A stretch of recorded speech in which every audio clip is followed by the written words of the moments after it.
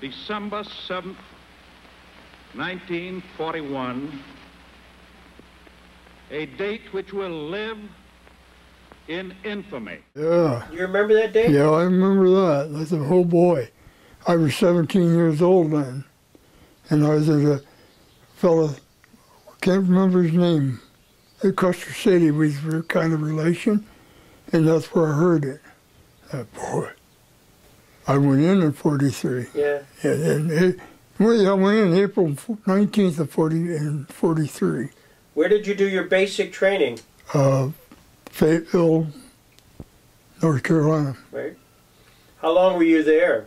13 weeks. 13 weeks? I went over on the Queen Mary. Queen Mary? Yep. So what was that like? Fast and vibration. Did you feel it a lot? Oh, yeah. Yeah, it went. They sailed alone, and they had air support. 3 days and 18 hours to get in. We landed in Scotland, and went across into Wales, and then on down into England. Then June the 6th, 1944, 6 o'clock in the morning.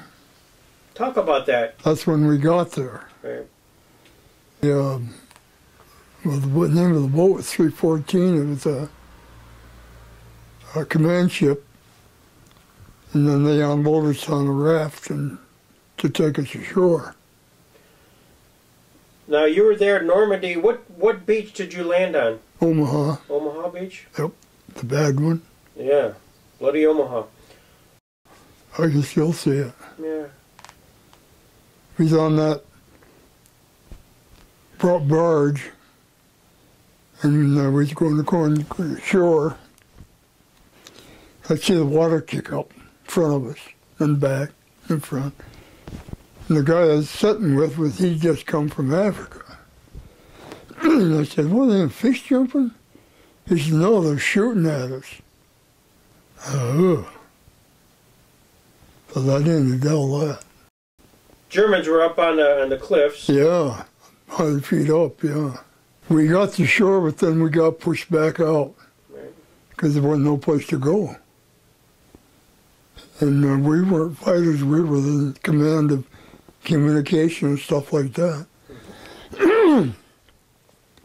So we sat back there, and they only had a yard of beach at noon. Right. So we was there all night. On the beach? Yeah.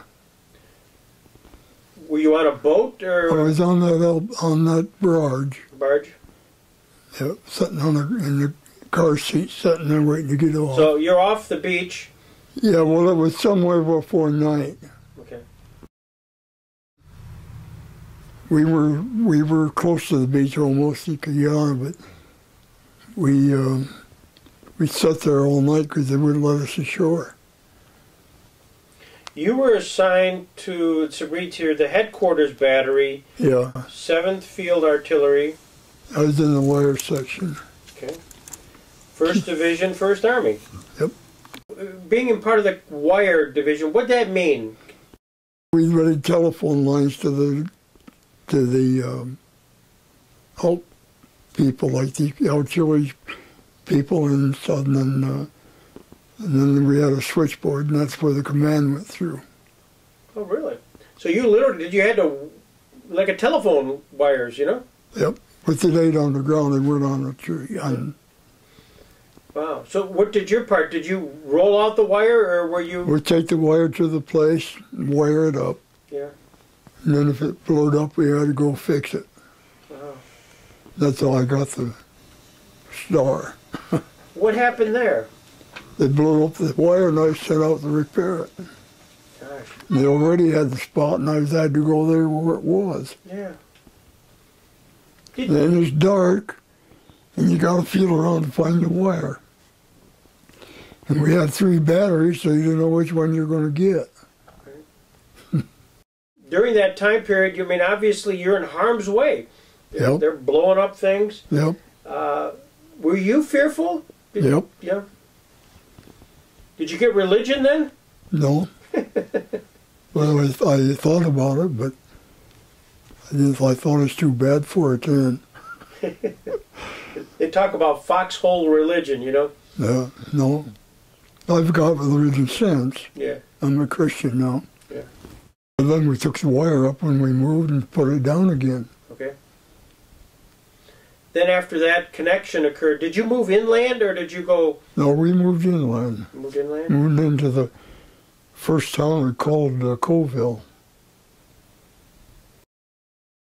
Well, it was opened your eyes pretty much, because we had a big air raid. They come in the United States, bombed 4 square miles. Mm-hmm. It was like a plowed field. And when we went through there was still one German alive with a burp gun. And he was using it. He was using it? Yeah. I think he didn't know what he's doing. Yeah. Before that, I was on guard that day when I got to Colville. And the guy came down through in the Jeep hollering, gas, gas. And I didn't have my mask with me. So I just took right off and got it. I kept it, and then pretty soon he came back with false alarm. Oh, really? But I wasn't without my gas mask the rest of the time. How were the natives treating you? How did the townspeople? Well, they come out there waving and happy as like we'd sail hard. Did you cross the Rhine then, river? Yep. Where at?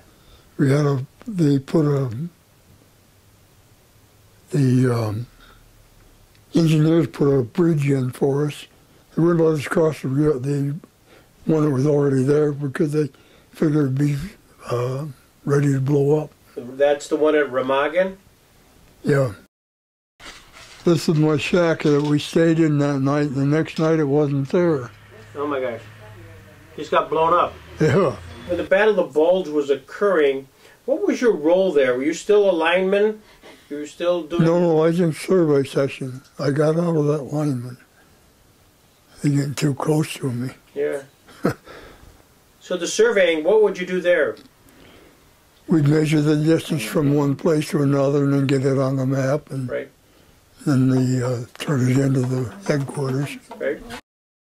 You said you remembered the surprise attack in the Ardennes by the Germans. They almost wiped us out there. Yep. It was very cold. So what was that about? Well, when we was moving around in there, me and another guy, the commander put us on a post with a machine gun and a bazooka to stop a tank that was supposed to be coming. Mm-hmm. And we knew it was dead. We'd be dead if it did, but it didn't happen to show up. And I couldn't understand a captain assigning 2 guys with that kind of thing for a big tank that they had. Right. Where I wouldn't even knock the wheels off from it. I sure got to get out of that one. I bet. Yeah.